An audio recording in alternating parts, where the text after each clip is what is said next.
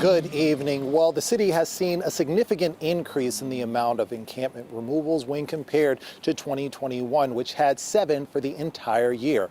But some are concerned that this might be counterproductive, not just for the city, but for Pierce County overall when it comes to actually dealing with homelessness.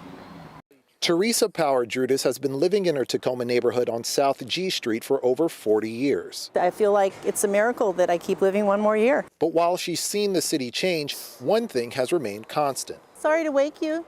Everyone was welcomed. When we have meetings that are whole community meetings that includes people who are camping, this is where it would be. Drudas says that on South G Street, there's always been an effort to make sure that those without a home still feel like a part of the community. But she says it's been hard to maintain that balance in recent months. We had a sort of fragile balance of community. We had unhoused people and housed people and service providers, and it was all not working like clockwork exactly, but it was working.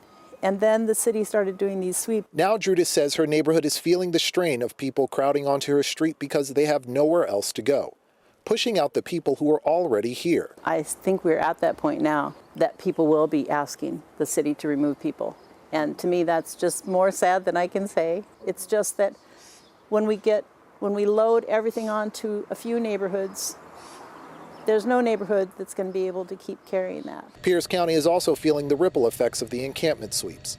Councilmember Janie Hitchens says that as more homeless people are pushed out of Tacoma and into unincorporated Pierce County, they're pushed farther away from the resources they need, which makes it harder to address the root causes. When we look at the number of sweeps that are happening and how quickly they're happening, I know that our social services that could offer supports can't move as quickly. And now Drudas hopes that a more lasting solution can be found because continued sweeps aren't the answer. If the intention is to scatter homeless people throughout the county, and if the other intention is to put everybody into the poor neighborhoods, make them containment areas for homelessness, and try to make them invisible to the rest of the city, I think they're on the right track. It's actually making everything worse.